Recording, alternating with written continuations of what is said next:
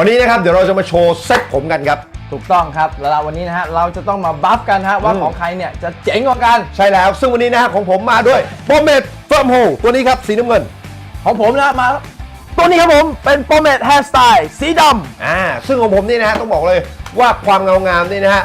อยู่ในระดับ 2 แต่ความคงทนเนี่ยอยู่ในระดับ 3รับรองสุดยอดของผมเนี่ยนะฮะจะแตกต่างกันของผมเนี่ยการอยู่ทรงเนี่ยจะน้อยกว่านะครับแต่ว่าความเงางามนะฮะให้เห็นเป็นลอนๆเนี่ยชัดเจนกว่าครับผม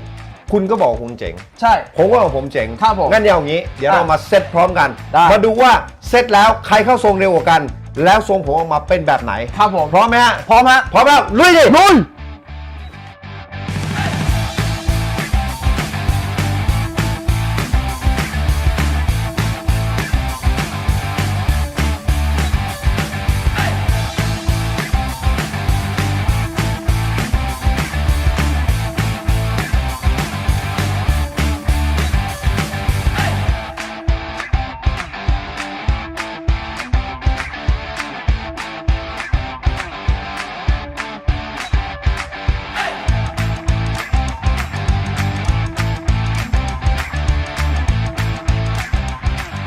เรียบร้อยฮะใช้เวลาไม่ถึง1 นาทีเซตเสร็จเรียบร้อยถูกต้องครับผมเนี่ยของผมนี่ต้องบอกว่าผมยาวหน่อยนะฮะแต่ว่าการเซตด้วยเจ้าโปรเมดตัวนี้นะฮะเฟิร์มโฮตัวนี้ตัวใหม่สีน้ำเงินนี่นะฮะต้องบอกว่าสุดยอดมากๆนะฮะเซตอยู่ทรงได้ดีนะฮะในความ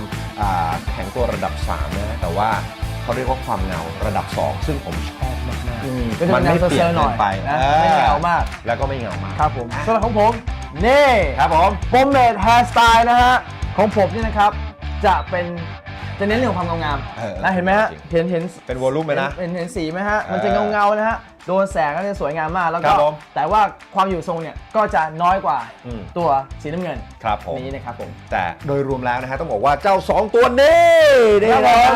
ถือว่าสุดยอดมากๆนะฮะใครที่สนใจเนี่ยนะฮะอยากได้ความคงทนไม่เงางามแนะนำสีน้ำเงิน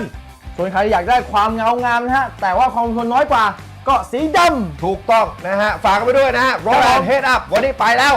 ทำงานก่อนไปแล้วครับผมบ๊ายบาย